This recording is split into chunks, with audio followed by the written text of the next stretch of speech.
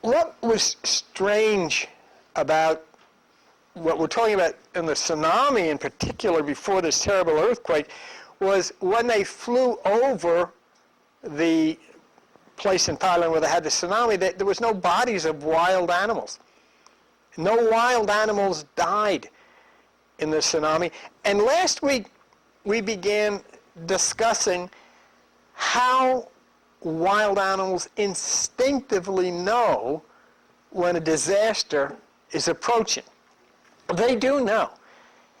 How they knew that a tsunami was coming and went to the higher ground, whether they be the gorillas or elephants, they knew. Human beings who, are God's chosen ones, didn't know. Gorillas and elephants and other wild animals, they knew. And they were saved while the human beings were killed and washed out into the ocean. Strange. Since, Jesus loves the little children, as I said, maybe that meant little elephants and little gorillas and things like that. And then we talked about Pier 39 in San Francisco, a tourist attraction for over 20 years. And sea lions have congregated on Pier 39 and were a very important tourist attraction in San Francisco. And then about 3 weeks ago, something happened. And you'll see the picture on the left is Pier 39 when the sea lions were there. And then everybody woke up one day, and that was it. They were all gone. They left.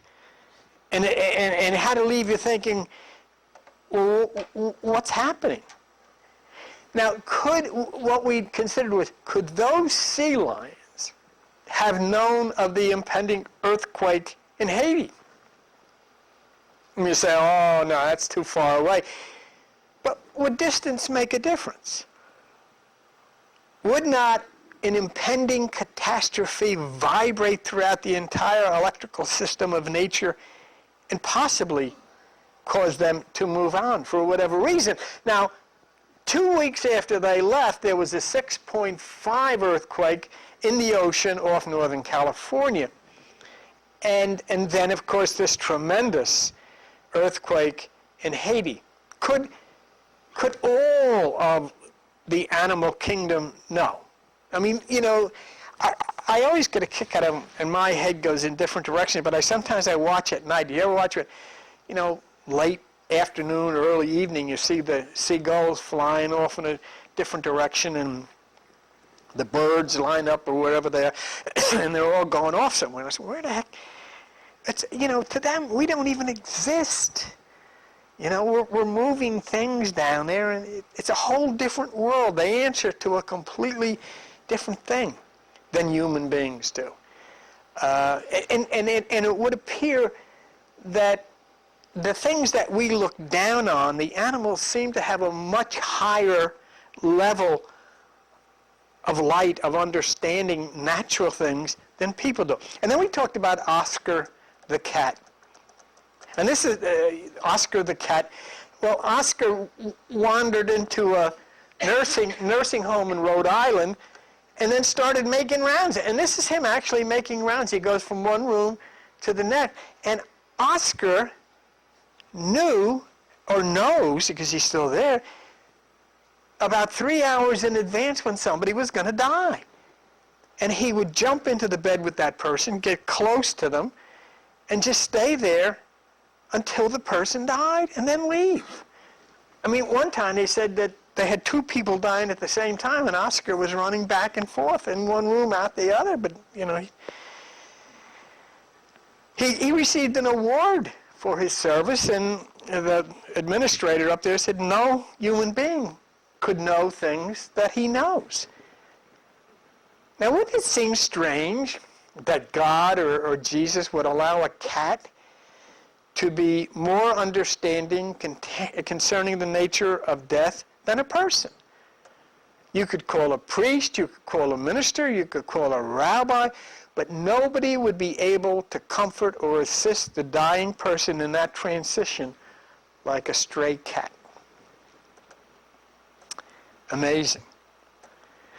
As we were closing the meeting last Friday, we began to talk about something strange connected to a cat as it applies to a human being. Remember, we talked about that. And this is a little piece written by somebody by the name of Allison Cook. And I wanted you to take a look at it. It's a little difficult, but I thought it would be more effective if I just took the original from the page. A purring cat is not necessarily a happy one. Many species, including cheetahs and some lions, also purr when wounded or anxious. Some researchers speculate that this lovely rumble may serve a function to heal fractures and strengthen bones. In Anna's yet unpublished study from the Fauna Communications Research Institute in Hillsborough, North Carolina, investigators determined that the frequency at which many cats purr, between 27 and 44 hertz for house cats, matches the frequency that seems to help human bones strengthen and grow. If correct, the theory may explain why cats heal so quickly after injury. So we have animals knowing a tsunami is coming. We have animals knowing an earthquake is coming. We have animals knowing death is coming. And we have animals whose sounds heal all of these things that people have no clue about. No clue. So there appears to be something that's active in animals that's invisible to us, but directly connected to what we call God or nature.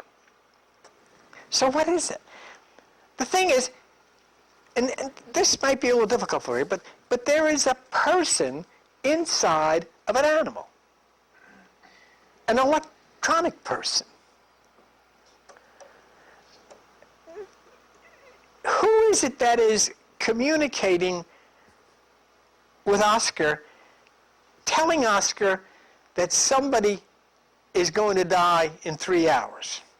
There is some body inside of this head in the form of an electronic person, an intelligence, because he's a cat.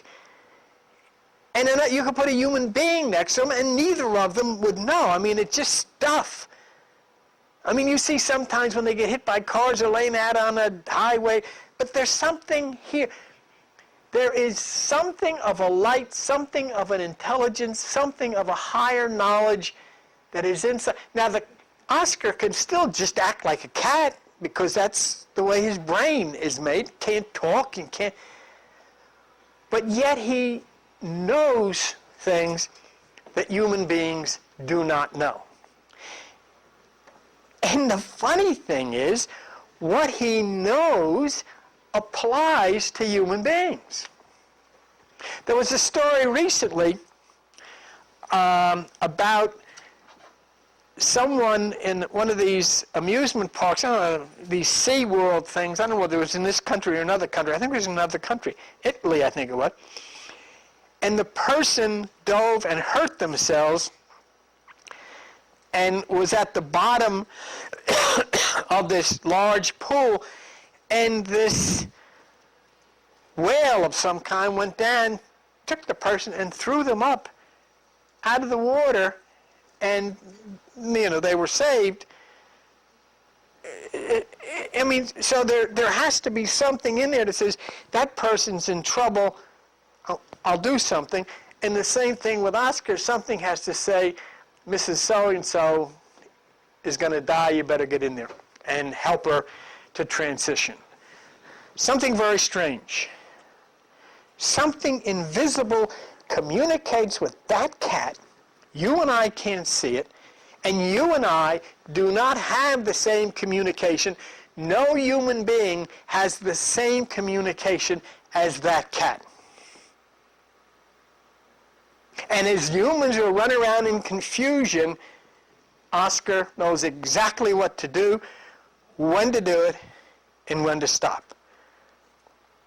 They asked the administrator up there, he said, look, he says, I call people all the time to come here and say, your relative looks like they're going to pass away, and people can fly for thousands of miles and get here and the person's fine. And he says, sometimes I'm wrong. He says, but Oscar is never wrong. Now, if there is a communication, we'll just focus on this cat for the day. If there is a communication telling this animal what's going to happen, it has to be electric. Electrical signals that are coded so that in some cat way he understands what the programming is and what he has to do. There's some kind of intelligent electrical communication directed to Oscar that causes him to know a human being is going to die and that he has to get up and get close to that person's body and stay there until the person dies. It doesn't communicate with us. I mean, while Oscar is doing this, millions of people all over the world are going into church and taking communion and getting anointed and all of this, and they know nothing.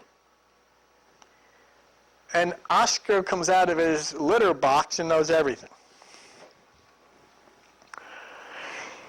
So each animal, then, is not only electrically programmed to do what it should do, but they are open to electrical messages to instruct them concerning what action they should take. A tsunami's coming. What? Nobody gets inside of a sea lion's head and says, there's a tsunami coming. No. Something plugs into the sea lion brain and it tells them in sea lion language, get out of here. In the same way that it tells Oscar what to do with human beings.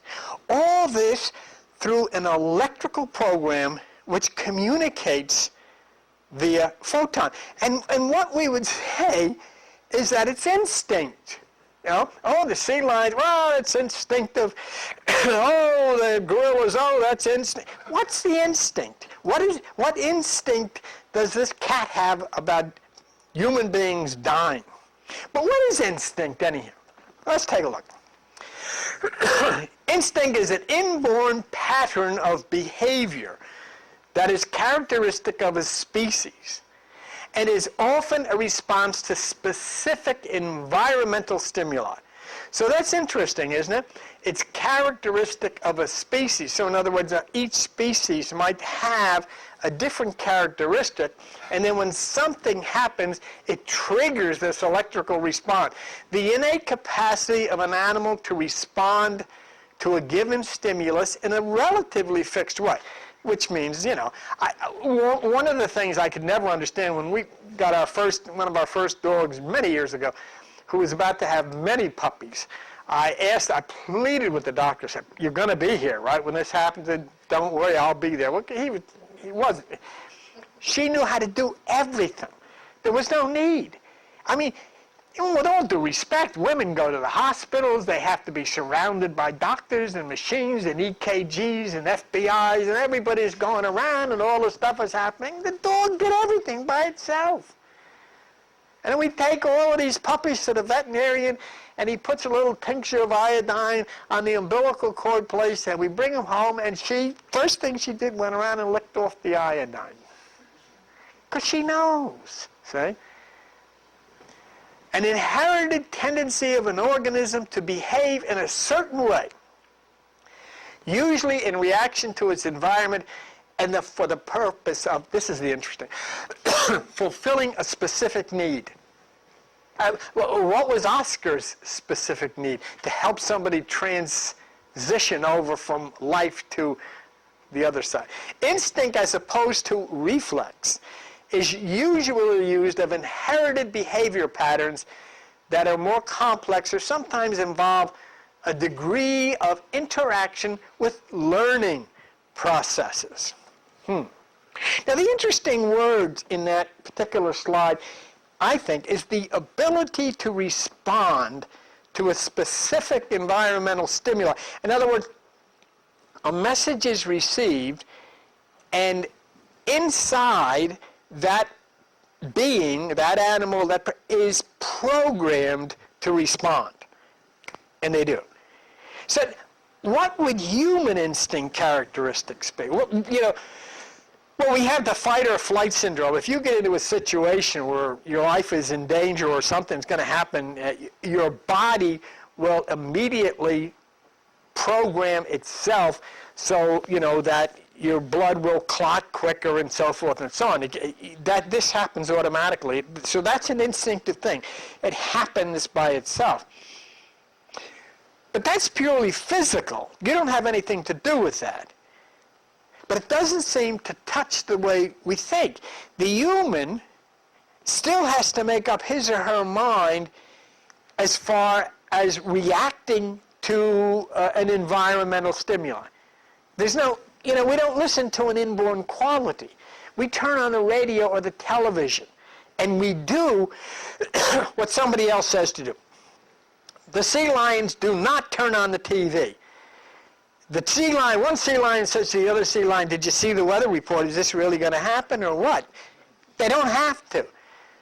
Oscar doesn't turn on the TV to see if, or go around and ask the doctor. I mean, I got this feeling Mrs. Goldstein's going to die.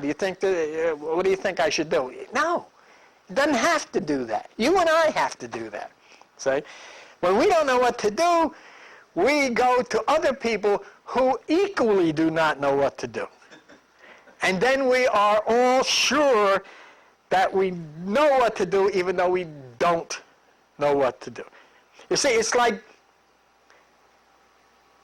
if we're in an insane asylum, we don't go to the doctor who would be up here in our mind, the right side. We go downstairs to the other patients in the insane asylum.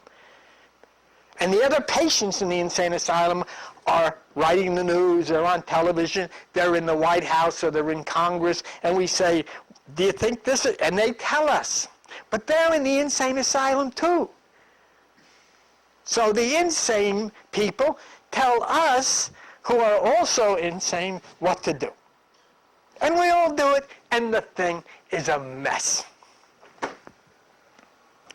If the animals did what we do, they would die. They would have stayed down at the beach and wait for the tsunami to come and get washed out. Oscar would have never gotten his reward because the doctor would have said to Oscar, Oscar, I don't think Mrs. Jones is really going to die. I think she's coming along pretty well. So you don't have to bother. Why don't you go out tonight and meet one of your friends? See? But Oscar didn't have to do that. Oscar said, I know what I know. You don't. And so here we have a situation where animals are much higher in this God thing, in this nature thing, than any human being. There's a big difference. I don't know how many times, and Joan can tell you this, I've tried to help little animals in distress. Little animals, you find them. I remember one time it was a baby squirrel. We got instructions what to do. We made a little thing for it, and it looked like good. So I figured the next morning, I said, gee, it must be thirsty. And I got a little eyedropper with water, and I squeezed the eyedropper and drowned the damn thing, and it died instantly. I know. Well, how do you think I felt? And whether we find ducks or whatever, little birds, we'll take the bird in and nurture it back, and they all die.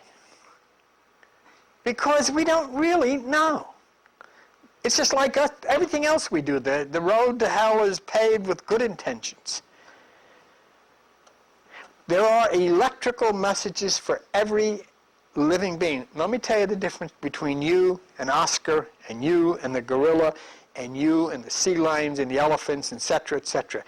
They have their connections tuned in all the time. You have to turn yours on, and most of us never do. Now, last week, we received the earliest instructions that I've ever been able to confirm, and I think we've done quite a bit of good confirmation about the Emerald Tablets. 26,000 years ago, someone gave us words to speak in a meditative state. They said, you go into a dark room, you surround yourself like in a circle, and you say these words. But what it said was interesting. Let me show you the part from the Emerald Tablet. And this was given by a UFO commander 26,000 years ago. By their names I call them to aid me, free me, and save me from the darkness of night. Ontanas, Quertus, Chitel, Goiana, Huertel, Sembeta, Ardel. By their names I implore you, free me from the darkness, and so forth and so on. Now, how many times you said words, stop, nothing. But we don't understand, do we? You must understand. You'll be free from the bondage of the brothers of night. But here's the key. Understand that the names have the power to free you by their vibration. In other words, there are no people named this. Okay? The words don't mean anything. It's the vibration. It's the way the sound interacts with the frequencies of your brain. And that was given 26,000 years ago. Excuse me. I want to take you to a website. I don't know if you'll have time to write this down, but it might be interesting. Biblio,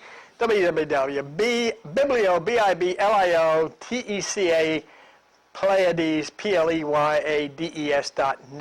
If you have this on your TV, you're watching this, you might want to put it on pause and just copy that down. It's an interesting site.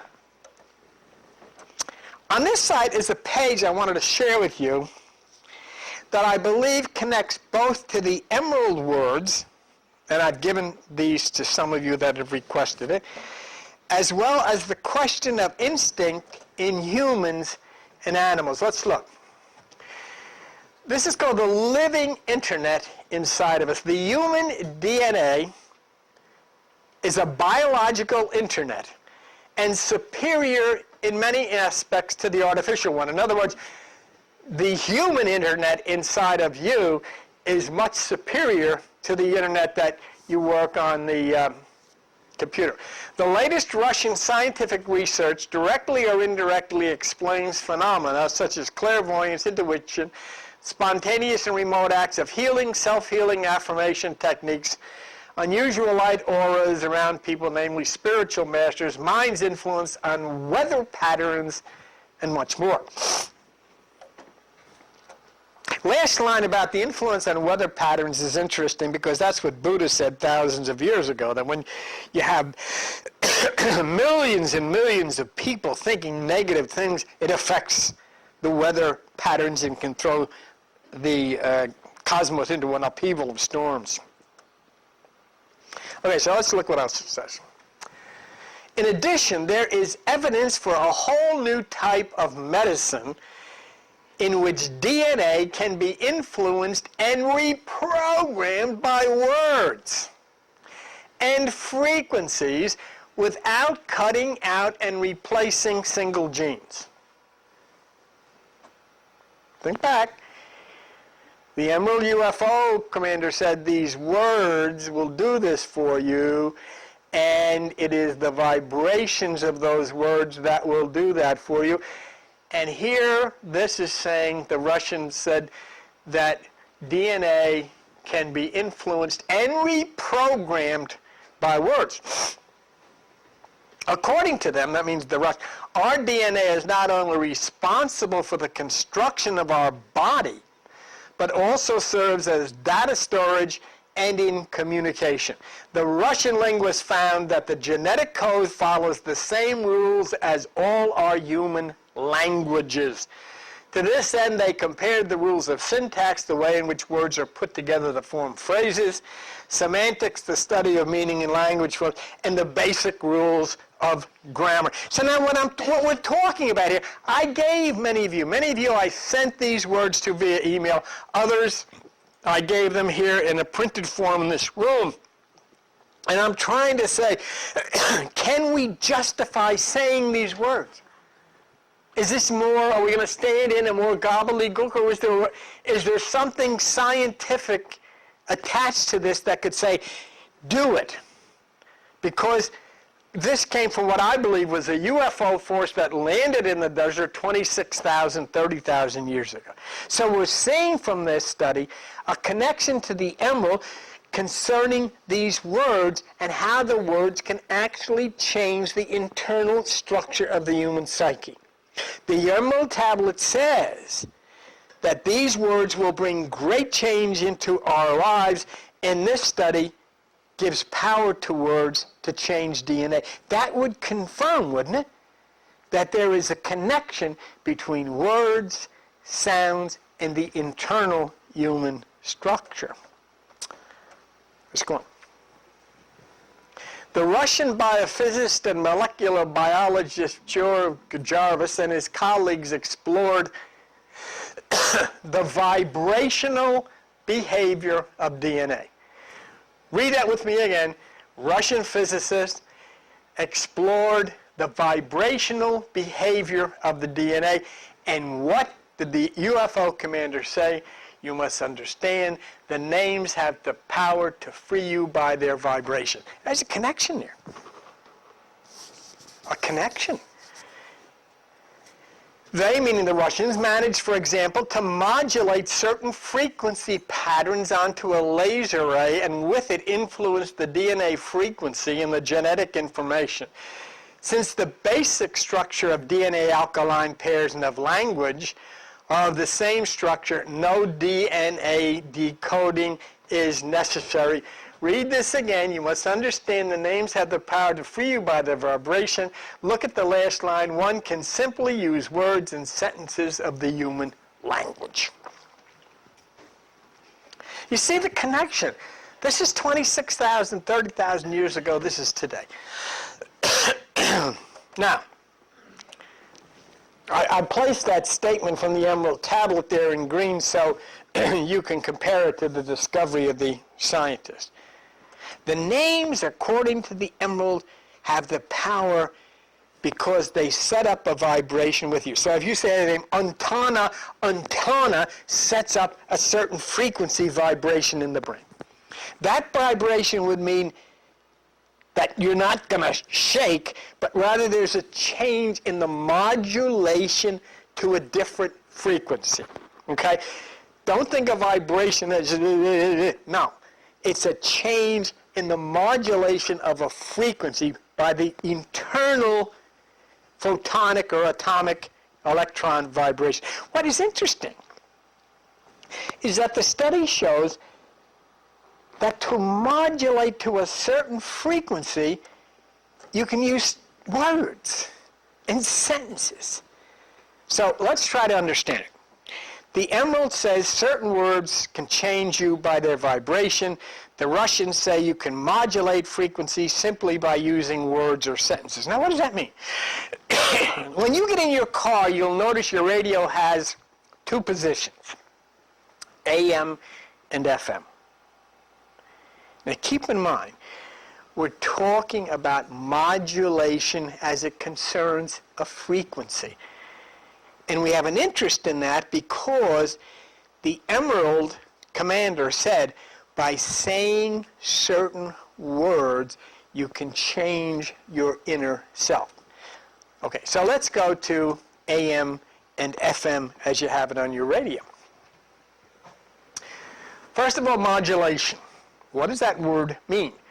The transmission of a signal by using it to vary a carrier wave. Okay? Now, let's say you have a carrier wave.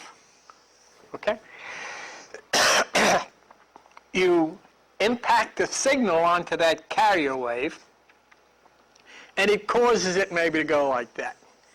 So what you're doing is you're changing the carrier wave from that to that, and that's called modulation. All right? Now we go to AM. You know what AM radio? You get a lot of static on AM radio and so forth and so on. AM radio is amplitude modulation. That means the signal being superimposed on a radio frequency. So let's say, again, here's the radio frequency coming out like that. Now, AM radio, what it does is they impose a signal right on top of that frequency. That's AM, okay? So we'll put that AM. So that's amplitude modulation. FM is frequency modulation. The signal is a sound wave. Okay, we have a sound wave. That's the signal. And its increasing and decreasing value is reflected in the increasing and decreasing frequency of a radio frequency carrier wave. So in other words, what that's saying is that this sound wave then would have increasing, decreasing, changes affected to it by the transmission, which then makes it frequency modulation. So you are actually changing the frequency of that carrier wave. Okay, so we're changing the frequency of the carrier wave with FM. With AM, we're simply attaching to it. We're not changing it, we're just attaching to it, we're riding on it. All right? Now that may appear confusing to a non-scientific mind, but look at it in reference to the words that were given to us by this Emerald UFO commander thousands of years ago, that it would change you. If you listen on the AM radio, it can be scratchy, you can get interference. You switch over to the FM frequency modulation, it's going to be very clear. Okay? So there's a change. AM is this way, FM is much clearer. You're an electrical being. You're like the car radio. There's a carrier wave. And that carrier wave comes from the universe and it attaches itself to you. That's how come you can move. You can call it God, you can call it spirit, you can call it angels. It's an electrical wave on a particular frequency that's coming into your body so you can be alive. You can't be alive unless that wave comes into you and plays on you in the same way that this wave plays on the carrier for AM, or this change of frequency plays for FM. When that carrier stops entering your body, you're dead. Let me show you how they measure it. You've seen these things. This guy is not doing too well. This guy's doing pretty good. This is getting to the point where probably we better call Oscar. Or Oscar doesn't have to be called. Oscar knows. Because what could happen very soon is that this guy could be like that. It's over. The frequency is no longer being modulated. That frequency line flattens out. The carrier wave is no longer being received by you. You're dead. What the Emerald is talking about is changing that carrier wave by the use of a frequency vibration of special words. So let's say this is you. Yeah, pretty healthy, looking pretty good. Right? Huh? No. Billy, that's just different things with the person. You want to look at the top two. The top two. Yeah. Well, which one? This guy's not too good? No, it's just a different lead. That guy's pretty good. It's pretty good. All right, well, yeah, whatever. But let's take a look. What the Emerald Commander is saying is that your wave is here and you're doing pretty good as a person. But you still got to call up to find out what you should do. You're not connected. That wave inside of you has to be adjusted. So no, I don't want it going like that. I would rather it go like that. Then you'll be that's the God wave. Oh, jeez. You see what I'm saying? There has to be a change. And what he is saying is that by saying those words, the vibration would have the effect of modulating that carrier wave to change the frequency inside of you to put you in touch with the higher. So you have a carrier wave which connects you to the electric universe and keeps you alive.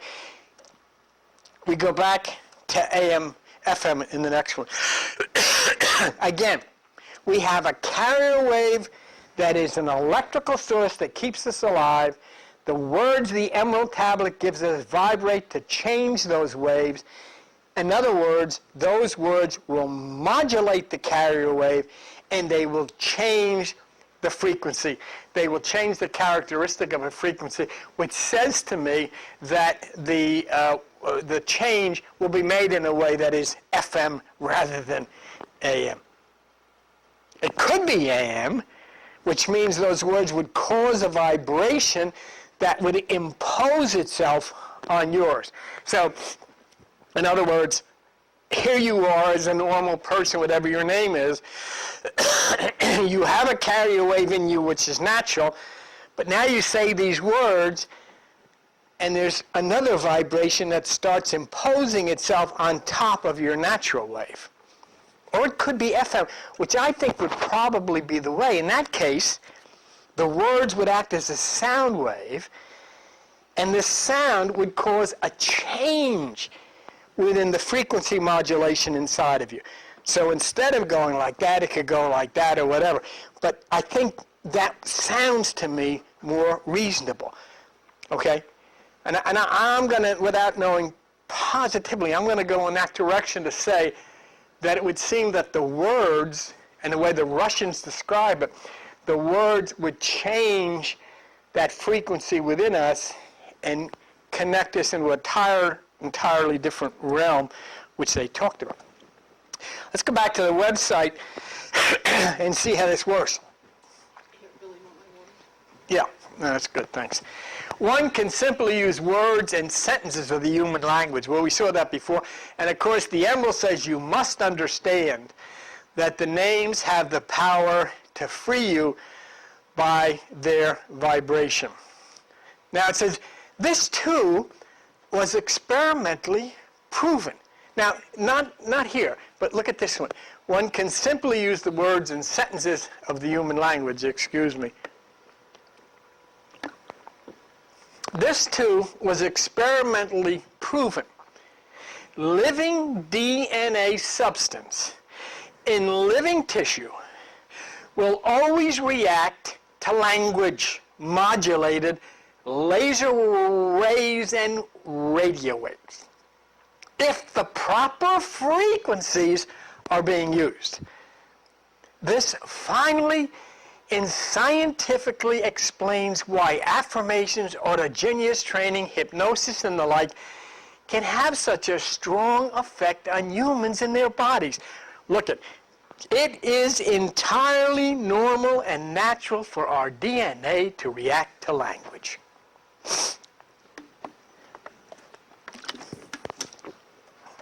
Now, what am I doing this for? I'm doing this so you won't feel like a nincompoop when you go in a room and start saying these words. And in case somebody happens to overhear you. Eva, what are you doing in here? Do you think Mom is okay?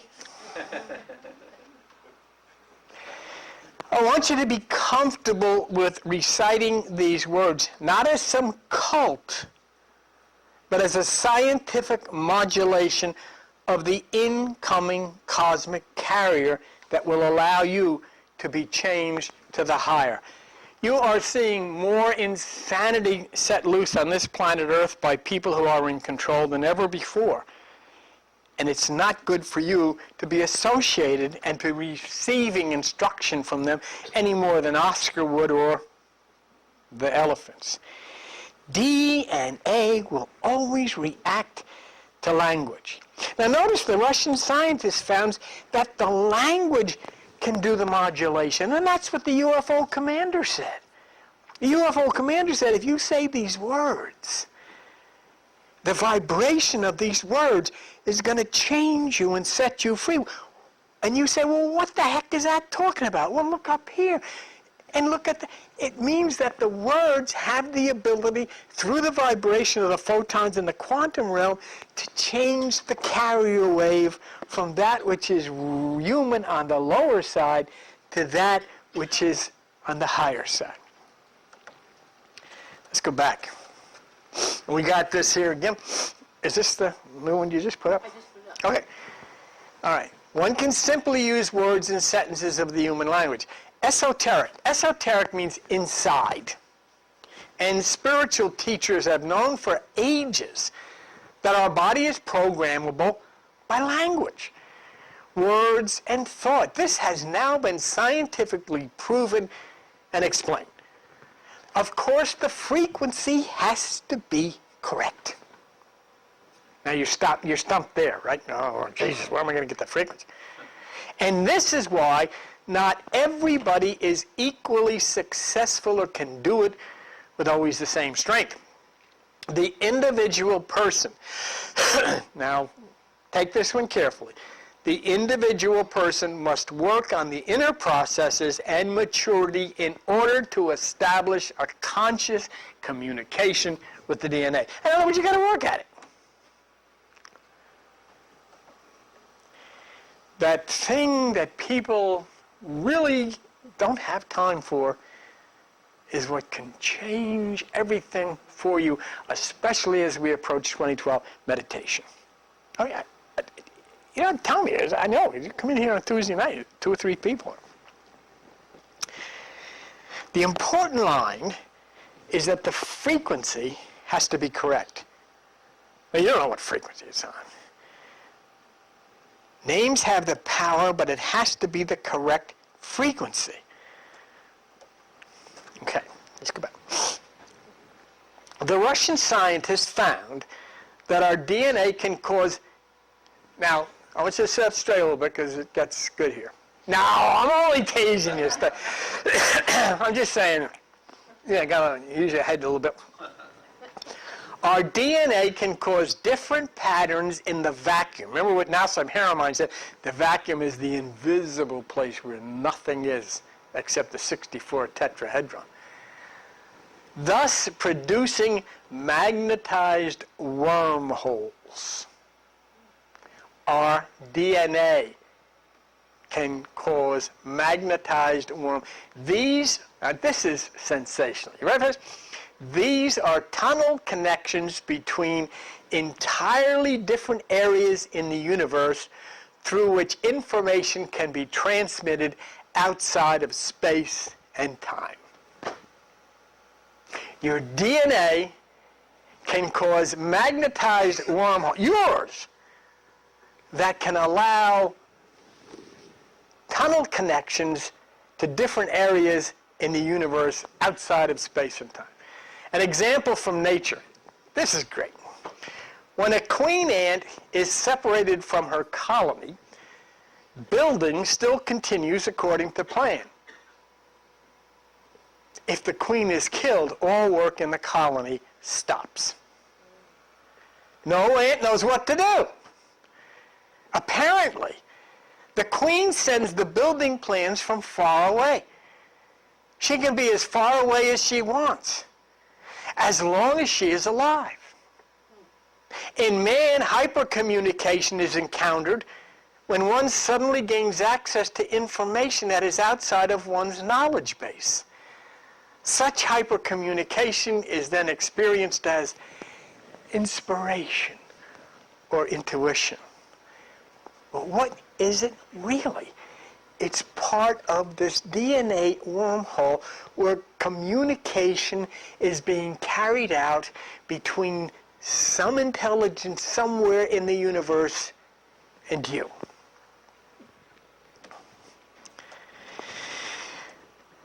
You know what you're looking at when you think of that? That's what Albert Einstein called spooky action at a distance. And that's what called Albert Einstein to quit science. I'm out of here. Give me a drink. I can't deal with it. Vibrating electrons or atoms communicate with each other regardless how far apart. If you have a vibrating atom here, that's in right here, Forked River. You have another one here, which is in the southern part of Pluto. If you make this one go down, this one will go up. And they're not connected. You know, this isn't hocus pocus or spooky. This is a scientific fact. Tunnel connections, I love that. Different areas in the universe. You're trying to figure out, how can my prayers get through? You didn't know anything. You had to go through the tunnel. All the while, you're trying to go to church. No, you got to go through the tunnel. This is the power that can be received through the words given by the Emerald Tablet. Look, the Queen Ant gives instructions through frequency modulation as long as she is alive. How can this be? How can this possibly be? The Queen Ant is over here, maybe a mile away, and all the little ants are over there taking this stuff and running back and forth. You know, where the hell is she? She never shows up. She's doing. All of a sudden she dies and they stop. Well, what happened? I don't know. What are we supposed to do? I don't know. I'm going upstairs. I'm getting out of here. Let me introduce you to a physicist by the name of Nick Herbert. He's a bit of a wild-looking guy, but you're going to have to decide if you want to trust him or not. There's Nick. Okay, go ahead. Nick Herbert, Ohio State University, another one, Huntsville, Alabama, developed a method for increasing energy resolution of gamma ray scintillation detectors. Stanford University, Los Trancos Woods built semiconductor particle detectors. Monmouth, Illinois, assistant professor of physics. Monmouth College, Memorex, Santa Clara. Senior physicist, developed new magnetic materials. Ohio State University, BSc Engineering Physics, summa cum laude. Stanford University, PhD physics major, math minor. Would you accept him as credible? If you don't, you call him up and tell him he's not credible. And Nick looks a little wild. I don't know if you want to do that. Okay, Nick. How is it possible for the queen to instruct the colony of ants even though they're far apart? Physics concerns itself only with outer experiences, not inner. And the primary physics story about appearances is quantum theory, which describes without error the complete range of quantum facts. A particular class of quantum facts concerns the EPR experiment. I want you to hold that in your head. Can you think of that? EPR. Think of that? Can you repeat that? EPR. They've learned a lot. Named after Einstein, Podolsky, and Rosen, in which two quantum particles, A and B, which were once together, fly apart and are measured at two distant locations. So let's call A the queen ant and B the ant colony. Okay? Yes. All right. Yes. In the quantum theory observer, now I put this in A, the queen, choice of what kind of measurement to make on particle A instantly changes the state description of B, which is the colony. A general feature of quantum theory called quantum phase entanglement. When the particles separate, the phases of particle A, the queen, remain entangled with the phases of particle B, the colony. Any action on A, the queen, such as an observation, changes not only the queen, but the phases of the colony as well. Okay? So they're totally in touch with one another, even though they can't see one another. And this, as we get a little higher, you're going to want to think of this and people you have been in touch with or you are separated from. Keep that term EPR, because I'm going to show you proof. Now, let's go to the next one. This action of observer A, the queen, on the distant particle of the colony does not diminish with distance. Doesn't make any difference how far it is. It cannot be shielded, and it travels faster than light. This, in theory, distant influence is unmediated, unmitigated, and immediate. It's like that. This, in theory, quantum connection between two particles, once together, now apart, is a lot like voodoo. I am going to stick a pin in the dial, and Paul is going to jump out of his seat. That's what it means. No known force connects particle A, the queen, and the B colony. Just the fact of their once being together suffices to mingle their phases. Who are you once together with that may not be around anymore? And could that person be having an effect on you? And could you be having an effect on that person? This is interesting. The voodoo effect in theory. But then along came John Stuart Bell. And John Stuart Bell came from Ireland. And he set the science world on its ear by proving this wasn't a theory. John Stuart Bell wrote what is called Bell's theorem. Unfortunately, he has since died. But here he is, and here is what he accomplished. Irish physicist John Stuart Bell considered the EPR system and showed with a devilishly clever proof that all conceivable models of reality must incorporate this instant connection. It has to. You are instantly connected with others. They are instantly connected with you, and you do things based on their vibrations, and they do things based on yours as the ant and the queens interact. What Bell showed is that despite the fact that relativity prohibits instantaneous connections, despite the fact that no such connections have ever been observed either in EPR or any other, despite the fact that quantum theory predicts no observable connection, despite all of these considerations from fact and theory, the reality of EPR particles is such that their initial contact must create an instantaneous voodoo-style link between them. And here again, John Stuart Bell used that same word, the voodoo-style connection. Every time that we have some kind of an organizational contact with whomever it may be, no matter how far away they may be, there is an effect on us and an effect from us to them. John Stuart Bell, and you and I would run out of here with absolutely, what the hell is he talking? Would never, he proved this without a doubt that this instantaneous voodoo-style link exists between all of these things. He proved it.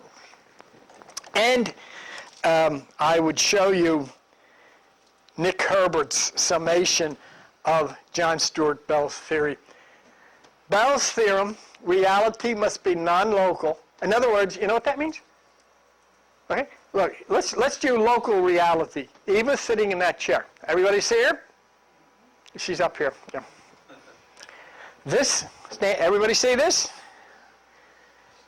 Now, I want you to reach and touch the person sitting in the chair directly behind you.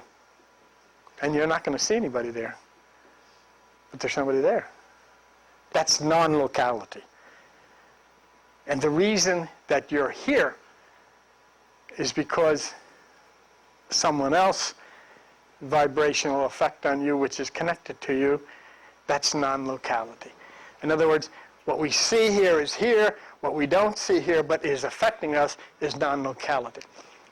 For several reasons. One, it is a mathematical proof, not a conjecture or speculation.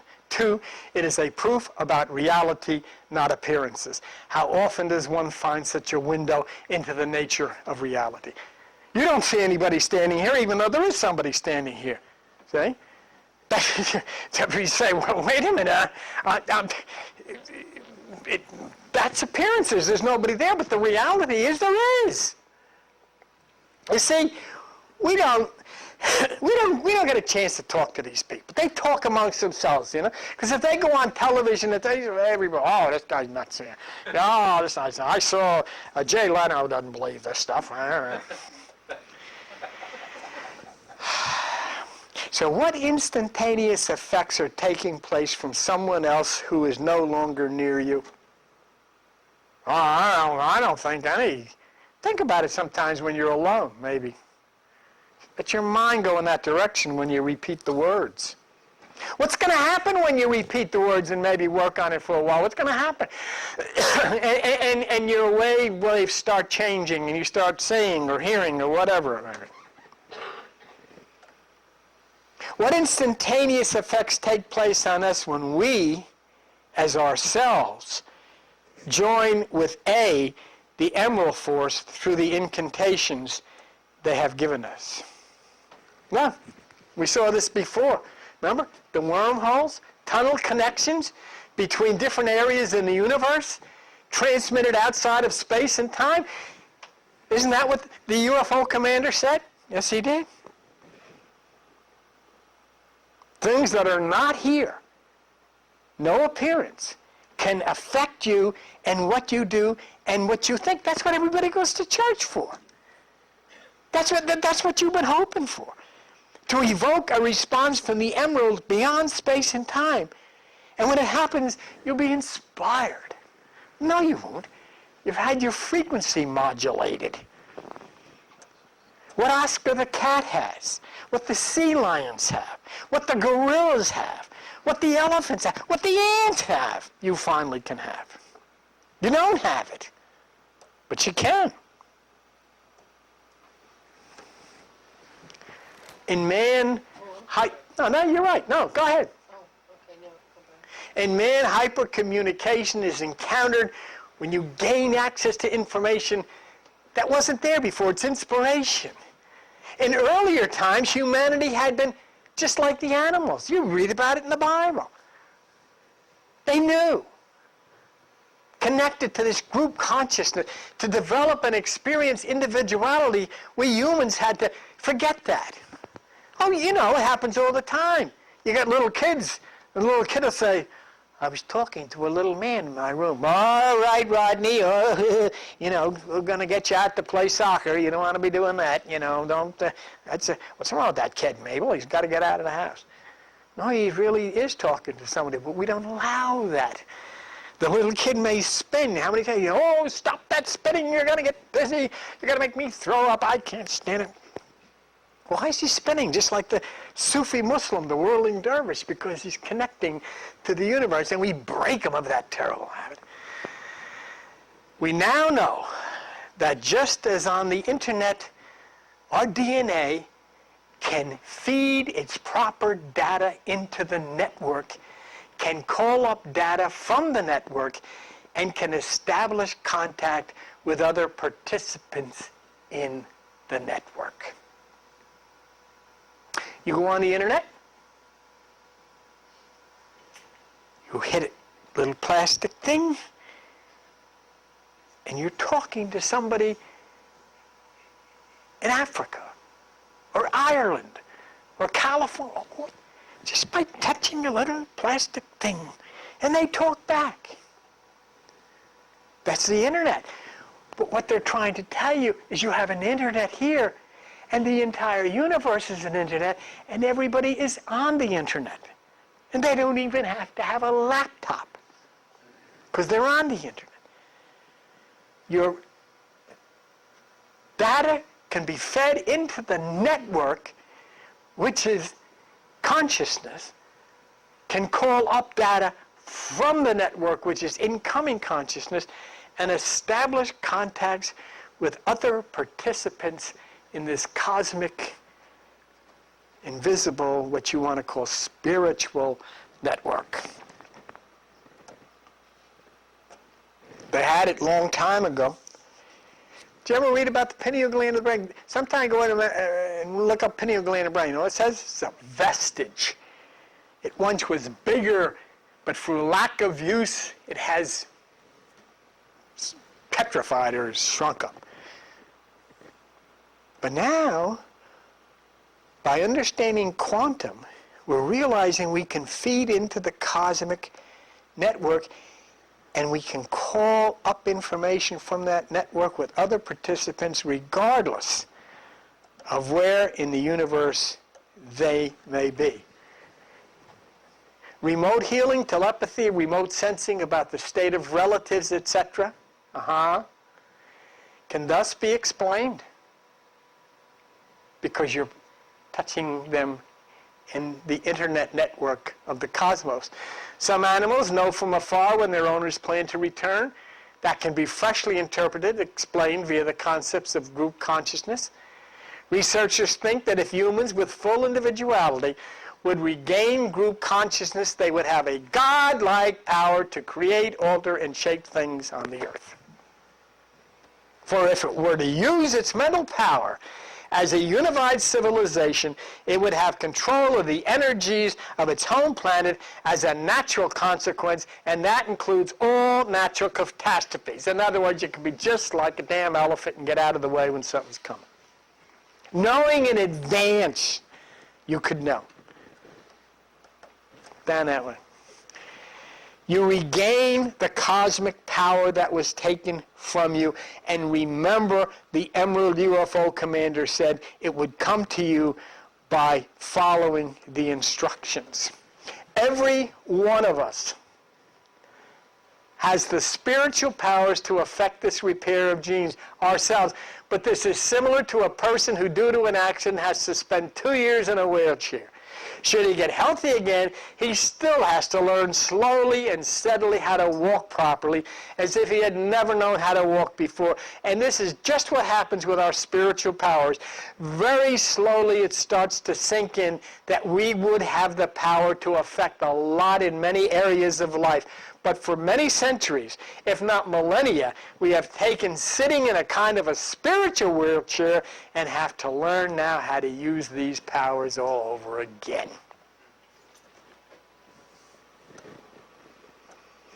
This is what is being given to you, and you yourself have full authority to either accept it or reject it. And I will conclude with this from the Emerald UFO commander. Utanas, Quertus, Chaitil, and Goyana, Huertal, Semveta, Ardell. You must understand that the names have the power to free you by their vibration. Now to you I give my magic. Take it and dwell on the pathway of light. Light unto you, life unto you. Sun, may you be on the cycle above. Thank you for being with us, and we'll see you again soon. Bye-bye. He believes you're a nun. It will look really interesting. Right now? Yes, Okay, please. Ladies and gentlemen, welcome. Here's Bill. Good for you.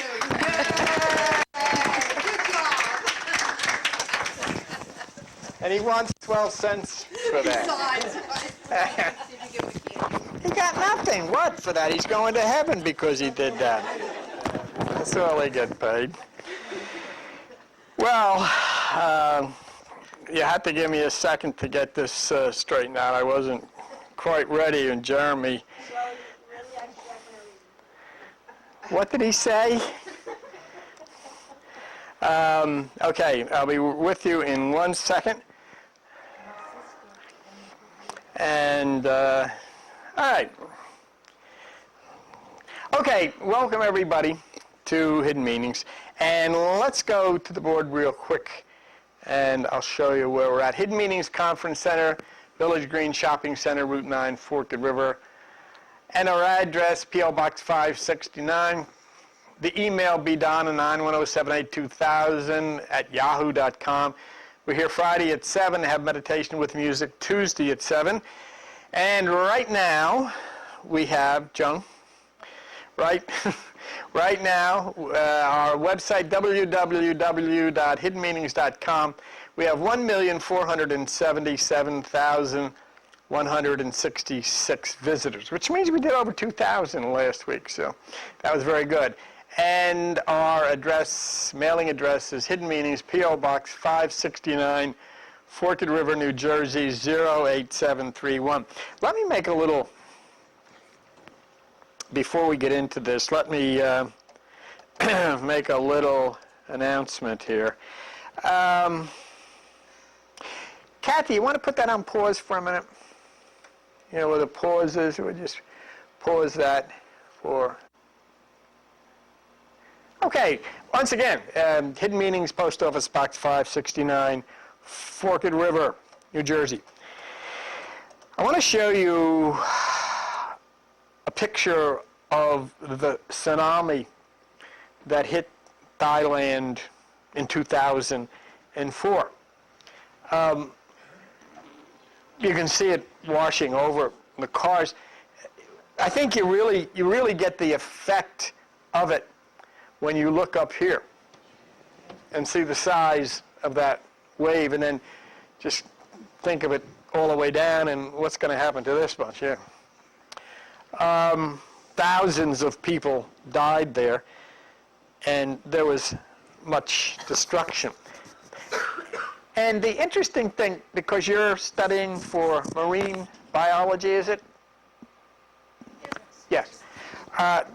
Just think about this for a... But when, after all of thousands of people had been killed, planes flying over the scene noticed something strange. Of all the death and destruction below, there were no bodies of wild animals. No wild animals died in that tsunami.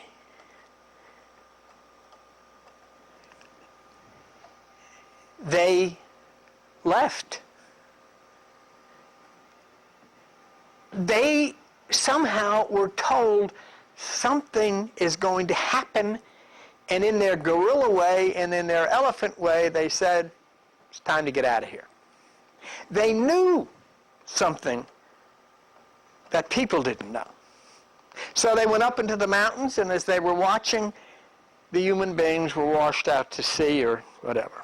So with all our technological, with all our scientific, with all our advanced methods of predicting weather, we did not know what elephants and gorillas knew.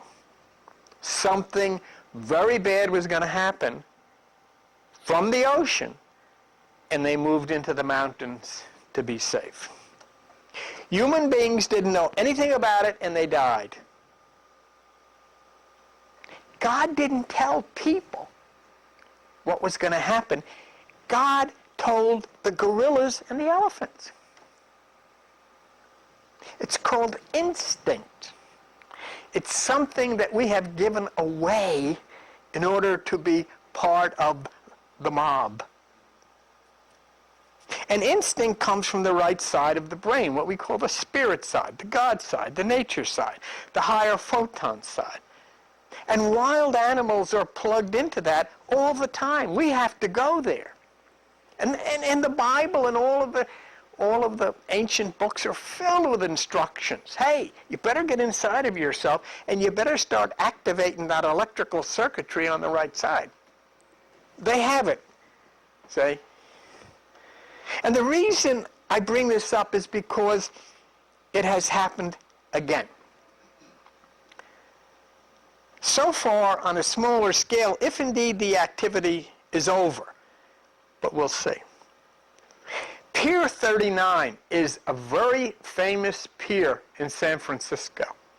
For over 20 years, sea lions have congregated on Pier 39, and they have been a very important tourist attraction. This is Pier 39 about 3 weeks ago. Here they are, the whole gang, hanging out, having a good time, no problem. This became such a tourist attraction that some of these sea lions got so tame they'd even pose for pictures with the tourists. And when you get this next picture, take a look at the sea lion on the right. He said, look at this guy. You see?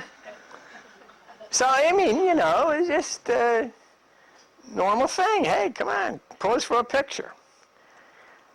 So once again, let's take a look at Pier 39 about 3 weeks ago. Let's take a picture of Pier 39 1 week ago.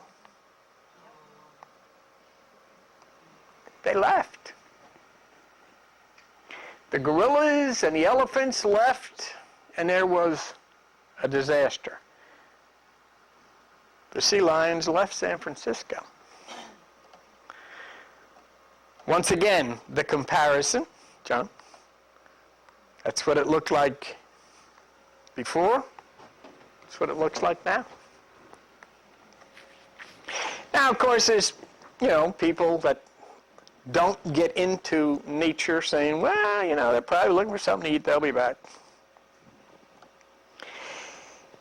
And consider, could those sea lions have known of the impending earthquake in Haiti? About last week, about a week after they left, there was a 6.5 earthquake in the ocean off of Northern California.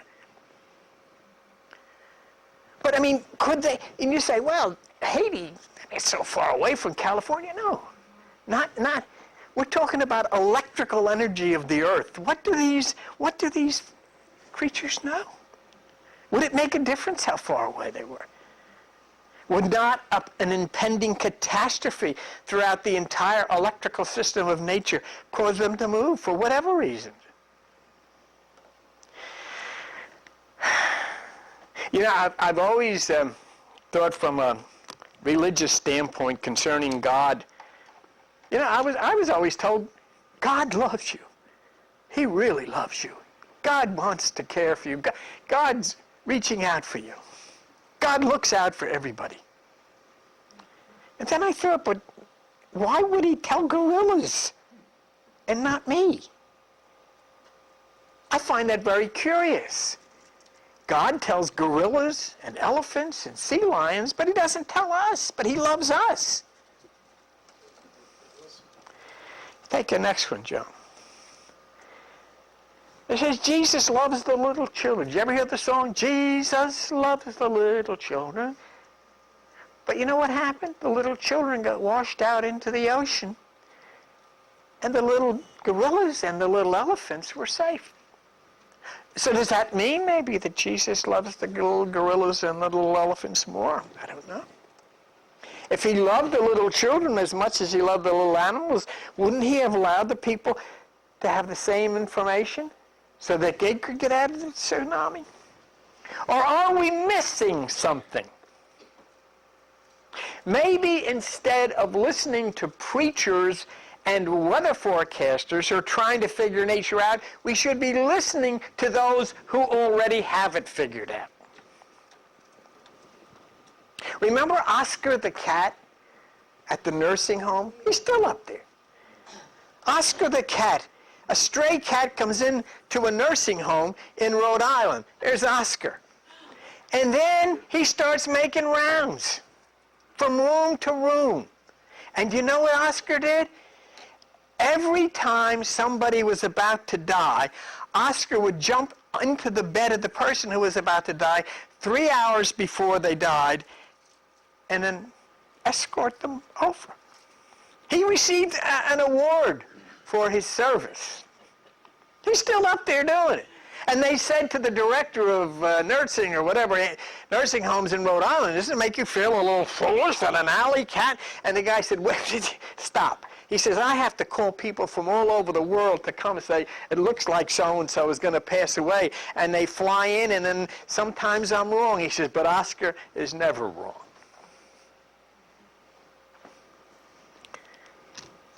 Now, wouldn't it seem a little bit strange to you that Jesus would allow a cat to be more understanding concerning the death of a person than a preacher or a priest or a minister or a rabbi? No, the heck with those guys.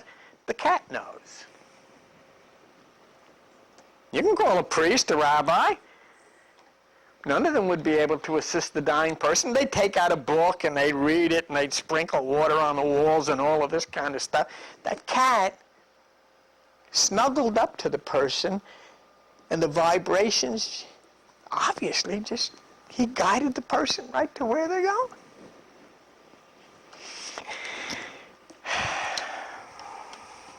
Oscar would not leave the room until the person had left, had passed on.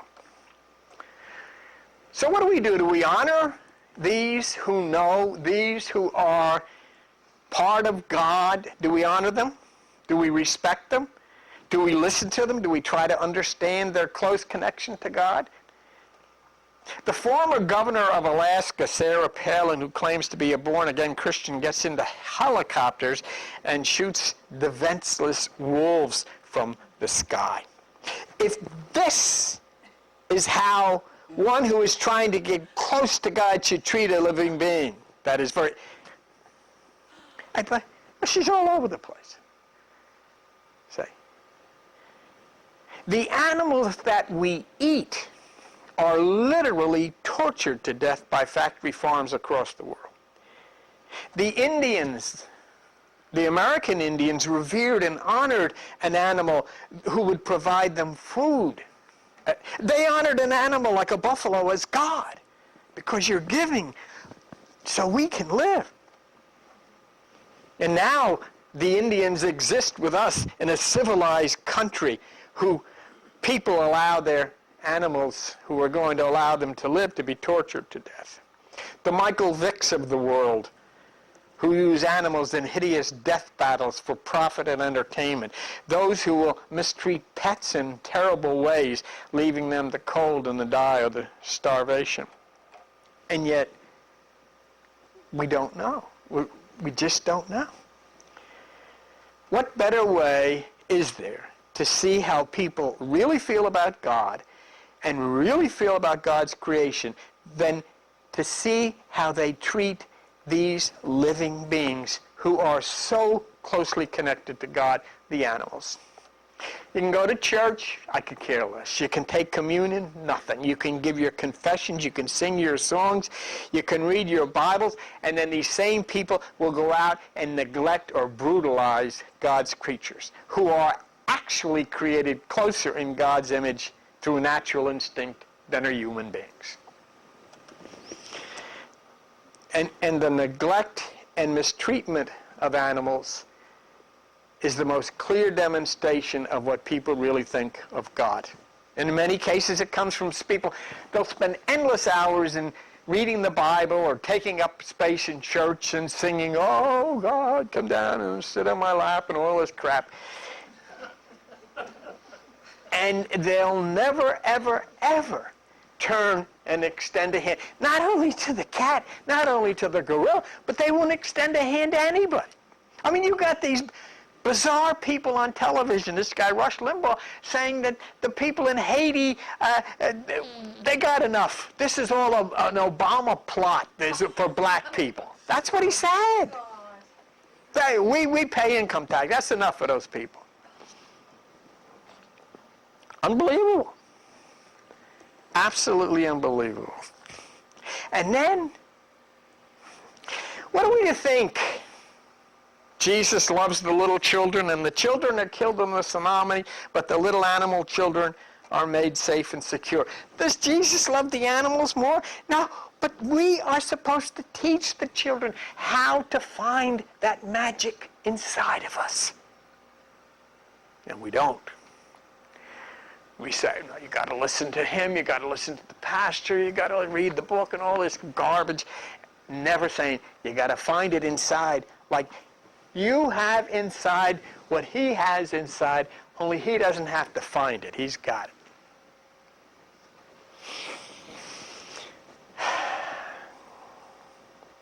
So we're told that we sing, and God loves us and looks over and protects us.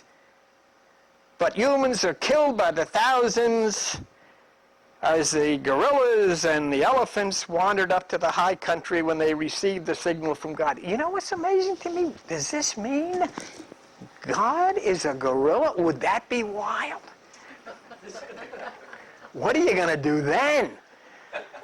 What is the pastor going to do when he gets up to the gate? And there's a big thing eating a banana. Said, you ain't looking for God, you found him, pal. Oh, boy. Maybe the angels are elephants. The trumpet sound. Brrr! Hey, I don't know. So we have the prophecy concerning 2012, and we have upheavals on the earth. We have changes on the earth. And of course, we're transfixed on Haiti. I'm not saying that Haiti's part of 2012, though it could be, and it certainly should be something we connect, but you know what it does? You know what it does more than anything, and it should do for the mass mind? It should give us insight into the lunacy that is religion. The one aspect of our civilization that has kept us in a perpetual dark age by not allowing us to understand ourselves, not allowing us to understand our lives, our place on the earth, because of superstitious drivel that has fried our minds. These people are like zombies walking in and out of these churches. They literally check their brains at the door and accept whatever they're taught. We have a statement from the Reverend Pat Robertson, who has a following of millions. And this is why what he said was the cause of the earthquake striking Haiti. Read this with me. Something happened a long time ago in Haiti, and people might not want to talk about it. They were under the heel of the French. They got together and swore a pact to the devil. They said, we will serve you if you will get us free from the French. True story. And so the devil said, okay, it's a deal. They kicked the French out, the Haitians revolted and got themselves free, and ever since they've been cursed by one thing after the other. He is saying that the reason they had this thing happen was because some anonymous people made a pact with the devil, and the devil said, okay, it's a deal. Now this guy's a billionaire. He's a billionaire, and he's got millions of people following him. And not only is he a billionaire, not only is he a born-again Christian, he's a lunatic. It is an evil lunacy concocted by someone who has built people out of billions of dollars over many years of nonsense. An evil lunacy from someone who is an extreme right-wing corporate billionaire. This is the same guy who believes that 9/11 was caused by gays and the Civil Liberties Union. He sat on television with Jerry Falwell, and the money kept pouring in. And this statement, just think of it, with this guy, that some unknown people years and years ago made a deal with the devil, and so then because some unknown people years and years ago made a deal with the devil, God is blessing and allowing a slaughter of hundreds of thousands of innocent men, women, and children. That is as deeply sick as one can get. And if that is what Christianity is, then it should disappear. Between one group raping little children and this nut, and people go in and sit and listen to this stuff. This guy has millions of followers who has sat on every word. And our world has been set back thousands of years by listening to people like that, who put trash into the heads of people, regardless of what religion they follow. There's a website called Crooks and Liars, and I recommend you go on it. It's about politicians and things like this. But they outlined what really happened in the situation that Robertson refers to. Of course, I mean, we're all, I think, mature enough to know that nobody made a pact with the devil, and the devil wasn't saying, okay, I'm going to make earthquakes to blow this place to pieces, and God says, nothing I can do. How am I? Okay, let's take a look. Haiti was forced to pay France for its freedom. That was the deal. France said, you give us the money, we'll get out of here. When they couldn't afford the ransom, France and other countries, including the United States, offered high-interest loans. By 1900, 80% of Haiti's annual budget went to pay off its reparation debt. They didn't make the last payment until 1947. 10 years later, dictator Francois Duvalier took over the country and promptly bankrupted, taking out more high-interest loans to pay for his corrupt lifestyle. The Duvalier family, with the blind-eye financial assistance of Western countries, killed tens of thousands of Haitians until the Haitian people overthrew them in 1986. Today, Haiti is still paying off the debt of an oppressive dictator that no one would help them get rid of for 30 years. The rest of the world refuses to forgive this debt, so in a way, Robertson is right. Haiti is caught in a deal with the devil, and the devil is us. And what do you think? What's going to happen now? Everybody down there? Watch. You think the big bankers are down there? Oh, this would be a great place. We'll just we'll fix this place. And they had a president that was elected by the Haitians called Aristide. But the United States figured, oh, he's leaning to the left. He's a communist. He's going to be like Fidel Castro. We got to get rid of him.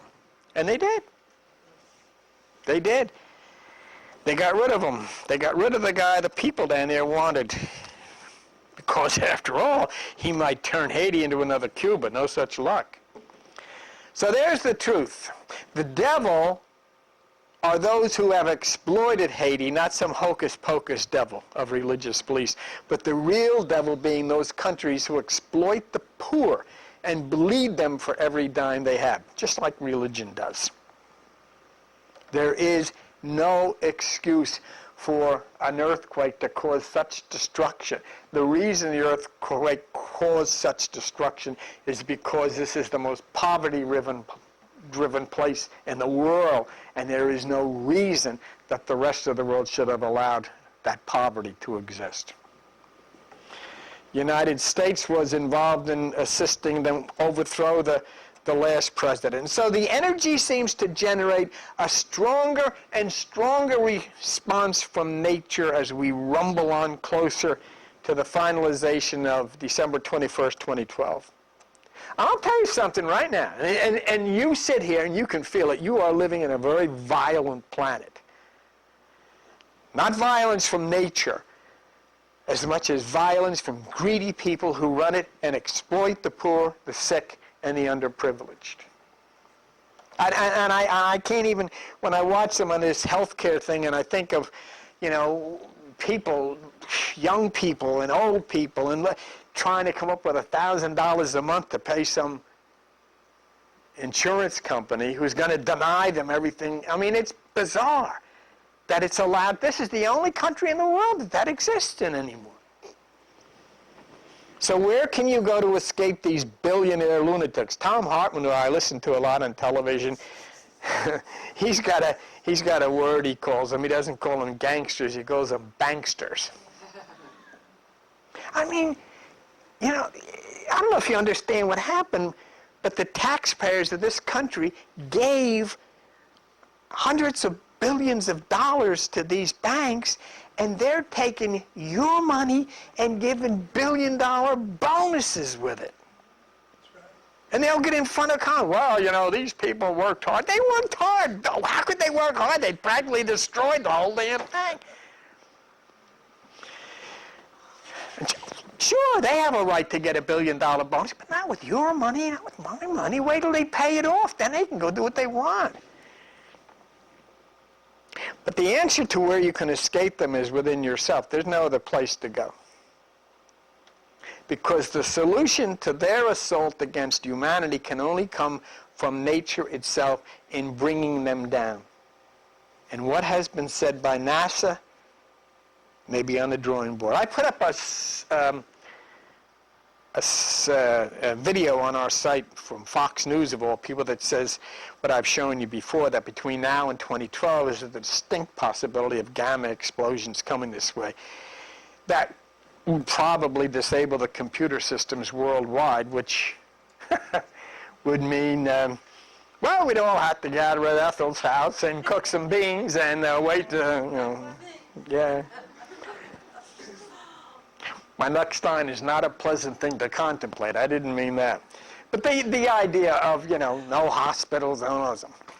But the warnings about neglecting the poor, exploiting people, neglecting the sick go way over the heads of these bankers or banksters. All these things have come down from the ancient times. But the need for profit has said no. So we'll see. You can sense it's going on. You know how violent, you know how bad it is out there. You know how these corporations are just bilking every dime you got. You can sense what's happening. And so it's time to return to the Emerald Tablet for part 6. This is part 6 of the Emerald Tablet, and I want you to listen to it closely because it's going to get somewhere. It's going to be very interesting for you. And I'm going to show you why something which is going to sound very bizarre to you may be a lifesaver and a mind saver for each one of you. And I'll show you, as I usually do, by connecting it to science. This is from the commander of the UFO fleet that landed pre-Egypt. Long ago, in the days of the first man, warfare began between darkness and light. Man, then as now, were filled with both darkness and light, and while in some darkness held sway, in others light filled the soul. Long ages ago, the sons of the morning descending found the world filled with night. There in that past began the struggle between darkness and light. Brothers of darkness through the ages antagonized the children of men. They walked in secret and hidden, found yet not found by the children of men. When we see the poverty which exists around the world and the neglect of the sick, and even in this country, when you see the assault against nature, when you see the assault against animals for the sake of profit, you have to think to yourself that this planet is indeed controlled by the brothers of darkness. Joan. Silently, secretly, they use their power enslaving and binding the soul of men. Unseen they come and unseen they go. Man in his ignorance calls them from below. Dark is the way of the dark brothers. Traveling over the earth, they walk through men's dreams. Into man's mind space reach the dark brothers. That's a great line. Into man's mind space reach the dark brothers. Listen to my warning. Free yourself from the bondage of night. Don't surrender your soul to the brothers of darkness. Keep your face ever turned towards the light. You know, there is an excellent description of how masses of people are led by those who get into their minds by offering them one thing when they really mean something else. Let me show you an example. How the dark brothers actually participate in deceiving the mass mind. In the case of global warming, the polls show that in this country, people are beginning to think that global warming is really not that important. In the beginning of the year, 70% thought it was important, and now 57% think it's important. You know what's changed their mind? Television, advertising. People that come on who are getting paid to cast doubt on global warming. And I'll tell you who's underwritten. These ads and all this stuff are underwritten by the Chamber of Commerce, the United States Chamber of Commerce, the Wall Street Journal, and the big oil companies. And they keep pounding, oh, we're going to have so-and-so on. Yeah, no, I don't think global warming is that big. This guy's getting paid to say that, because if we start attacking global warming, it's going to cut into their profits. You see? And so people sit there watching television and say, I don't believe in this global warming. Say, how come? Well, I saw a guy last night on television, and he had a lot of good facts. Now, he didn't have facts. He was paid to say that. This is billions of dollars being spent by oil companies and so forth in order to deceive people into thinking, oh, it's a big job, so that there are no rules that come out against the oil companies and so forth that might impact on their bottom line. Anything that suggests that global warming is real is a threat to the profit line that these companies represent. So they put this advertising out. And they do it because the facts are on their side, that cutting back on industrial pollution will have a negative effect on their profits. That's what it means when it says the dark brothers reach into man's mind space. They reach right into you. And as you're watching television, the guy on television looks like, hey, he knows what he's talking about. Hey, he's got a lot of facts that he's coming, but nobody tells you that he's getting paid by, the Wall Street Journal or these oil companies. And that's what it means, the dark brothers reach into our mind space and confuse us. Okay. Understand this. Always beside you walk the children of light. Sons are they and lords of the morning, children of light to shine among men. Like men are they, and yet unlike. I'll explain it. The sun is the symbol of the light that shines at the end of your road. Now to you I give the secret to meet the dark power, to meet and conquer the fear from the night. And only by knowing can you conquer, only by knowing can you have light. The ability to flow with that light, which is being talked to by the commander of this UFO fleet, is through meditation. And the reason you're even sitting here is because of meditation. It's because of a change inside of you. It's the meditation that opens you to the right side. It's the meditation that gives you the light. Now, what is the secret that's going to be shared with you? And it's going to be difficult for you at first, but I don't want you to laugh about it. I don't want you to laugh it off. I want you to take it very, very seriously. And the reason that I even am telling you about it is because I have spent the time developing background information from scientific sources. And I feel, inasmuch as this came from knowledge 30,000 years ago, before there were even any intelligence on the planet by this UFO stuff. So if this may be difficult for you to remember, but next week I'll bring it in writing. But this is the first set of instructions found in the Emerald 6. First, find a place bound by darkness. You can come here, you can go into your room, turn the light off. Place a circle around you. You don't have to print anything, but just get yourself in the middle of it. Stand erect in the midst of the circle. Use this formula and you shall be free. Raise your hands to the dark space above you. Close your eyes, draw in the light. Call to the light through the space-time using these words, and you shall be free. Fill my body with the spirit of light. Come from the flower that shines through the darkness. Come from the halls where the seven lords rule. Basically, the instruction is to go into a dark room, which is the same type of meditation condition we set up here. And I might add, I am not against using this in our meditation on Tuesday evenings. Its origin appears to be from that UFO fleet. Now, we get into the pronunciation of names which can be difficult. And these names should be memorized so as to be able to say them in darkness. That's why next week I'll give it to you in writing. All right? By their names I call them to aid me, free me, and save me from the darkness of night. Eutanus, Quirtus, Chaital, in Guyana, Huertel, Zimveta, Ardal. By their names I implore you, free me from the darkness and fill me with light. You must understand that when you have done this, you shall be free from bondage of the brothers of night. Now, this last line is the most important.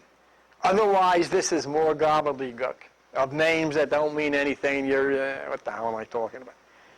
The last line I want you to read.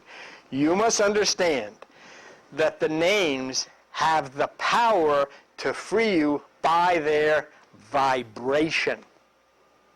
The names mean nothing. These are not people or gods. What is being presented to you by this UFO commander is that the names have a vibration that will change you for the better. That's an explanation, and it's extremely important. But if we're to attach any credibility to it, we have to look. The names don't mean anything, but the sound causes a change within the electrical brain by vibration. The sound vibration is the secret. So, Ontanas, Quertus, Chaitel, Guyana, Huertas, Zimveta, Ardal are sounds that vibrate in such a way to open channels on the right side, which can overcome lower channels on the left side. And the UFO commander completes tablet 6 in this way. Yuntanas, Quertus, Chaital, and Guyana, Huertas, Zimveta, Ardal, you must understand that the names have the power to free you by their vibration. Use them as needed. And that's very important because it's not a permanency. It's when the situation arises for yourself and your brother so that he may come forth from the night. You are your brother's helper. Let him not lie in the bondage of night. Now unto you I give my magic. Take it and dwell on the pathway of light. Light unto you, life unto you. Sun, may you be on the cycle above. This comes from the one purported to be the commander of the UFO fleet at the Land of Khem.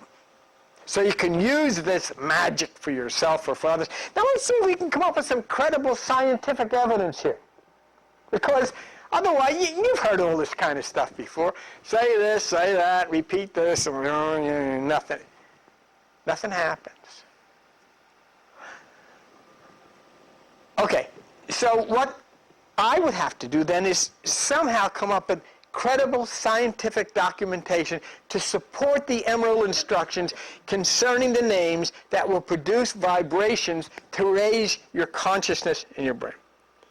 There's a book called Brainwave Vibrations, written by a guy named Ichi Lee. You can look that up.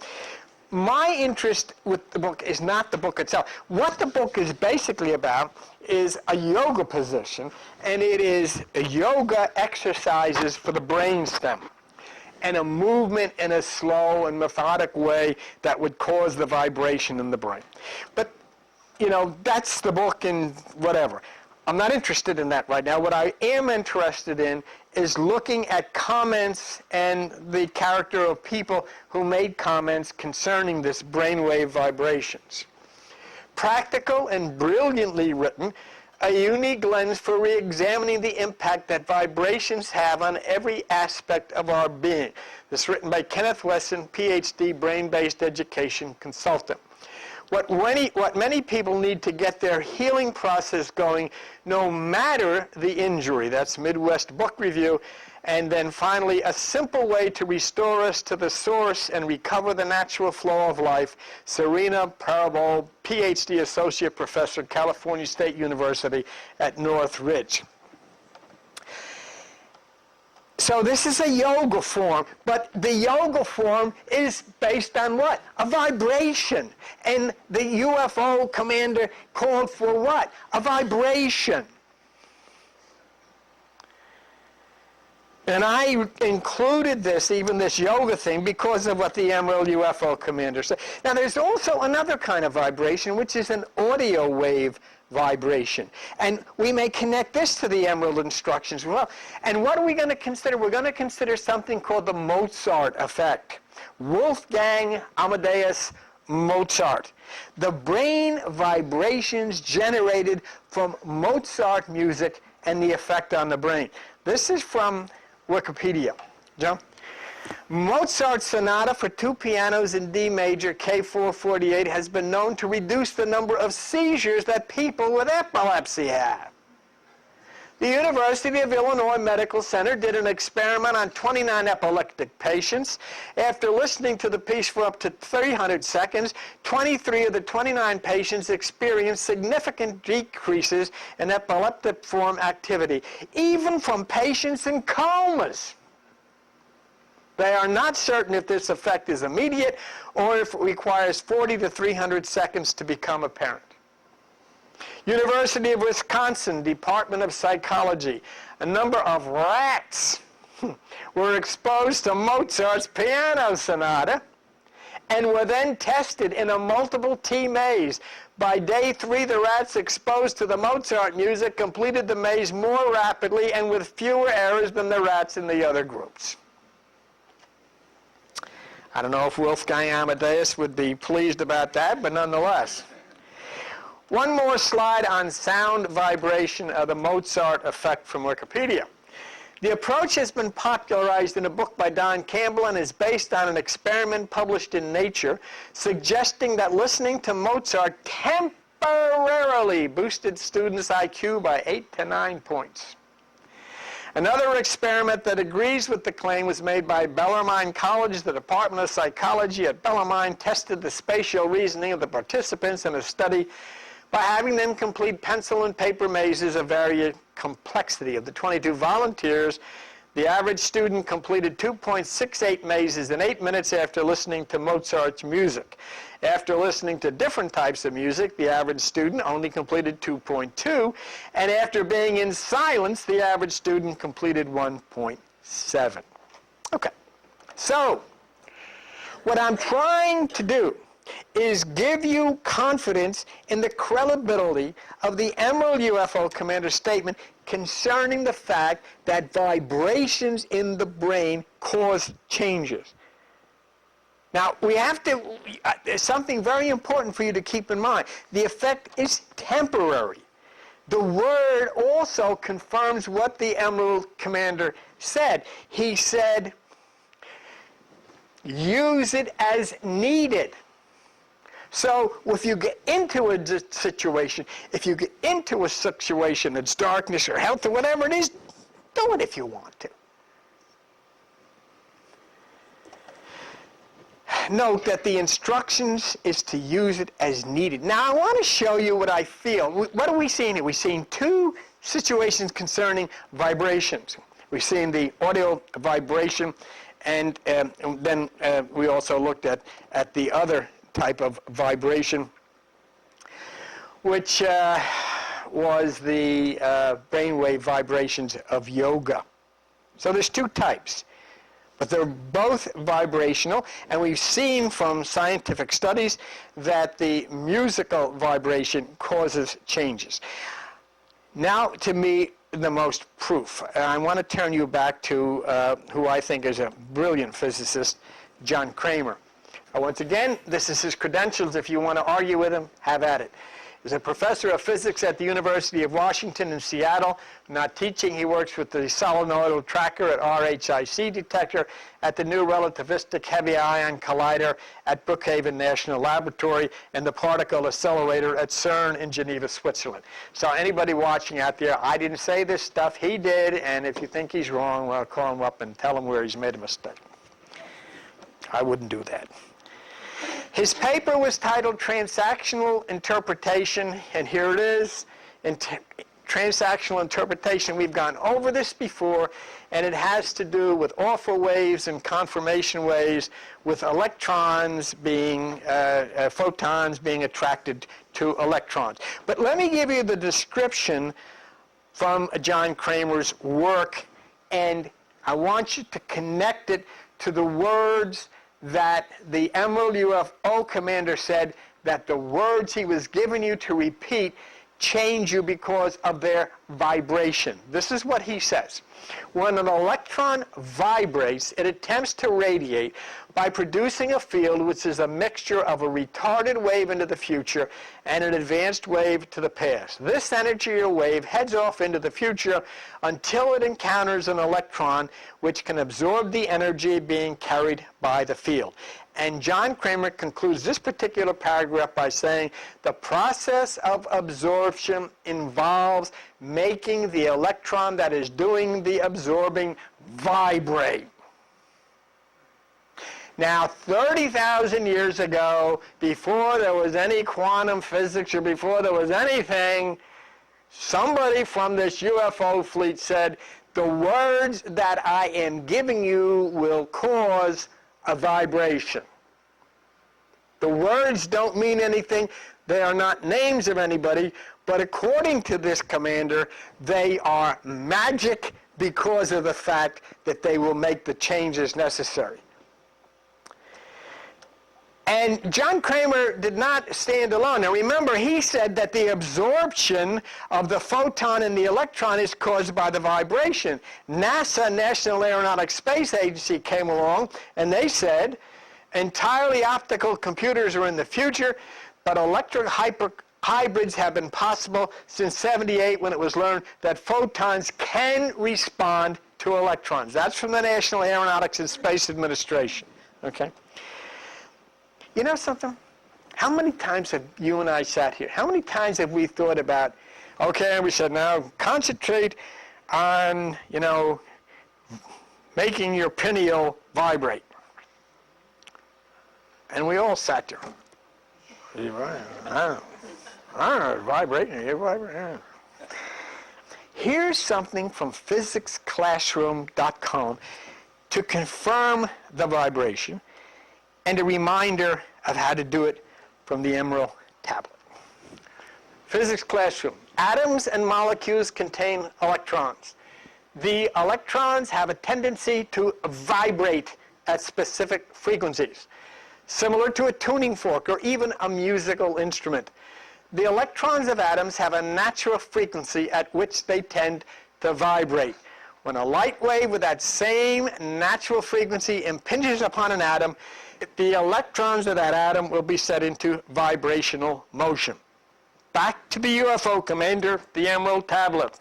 Montanus, Quertus, Chaital, Guyana, Huertal, Zamvita Ardell, you must understand that the names have the power to free you by their vibration. 30,000 years ago, he said that.